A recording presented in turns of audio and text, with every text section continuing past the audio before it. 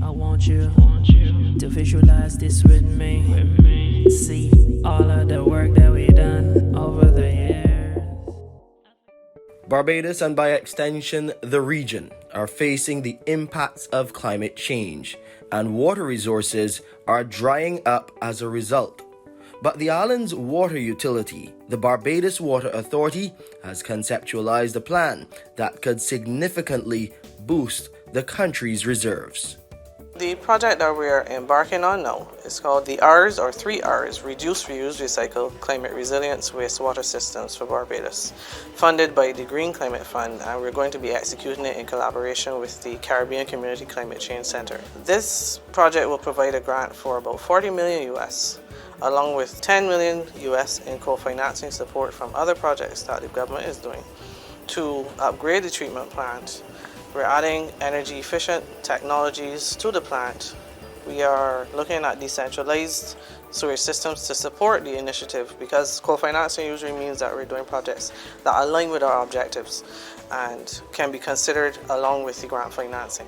So the government of Barbados now has the financial resources to pump into the Bridgetown sewage treatment plant to facilitate the necessary upgrades.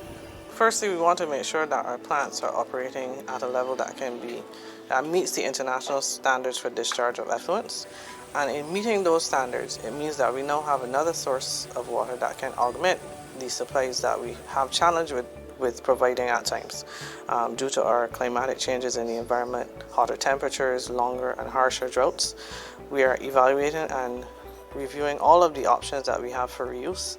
Therefore, in investing to rehabilitate and improve the level of treatment and delivery, it makes sense to analyze that an option and make it available to use at this stage only for agriculture and aquifer recharge, but make sure that it's an additional supply that we could even think about supplying our drinking water in the very long, far future, where we have really looked at changing our mindsets as it relates to water conservation and our water use practices. This water augmentation, this treatment, tertiary treatment of wastewater, and then artificial recharge back into our aquifers, this would then provide us with an additional source of water.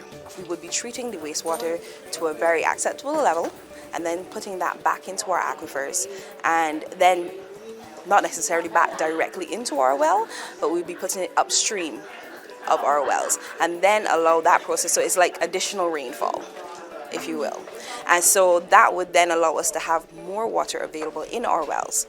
It not only deals with the problem of additional sewage, we would have sewage, but then we will be treating that sewage and then we will be able to turn it into something useful that would then provide more water for the entire country.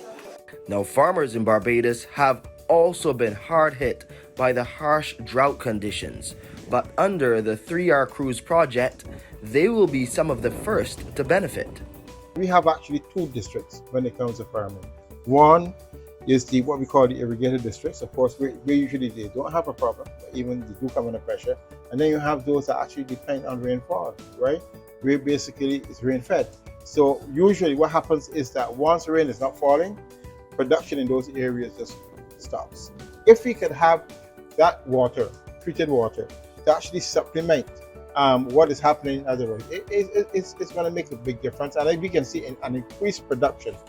At the end of the 3R Cruise project in 2028, millions of gallons of highly treated wastewater will become a major resource, replenishing Barbados's water reserves.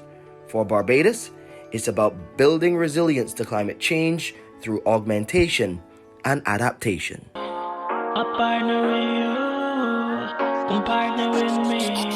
The Global Water Partnership Caribbean.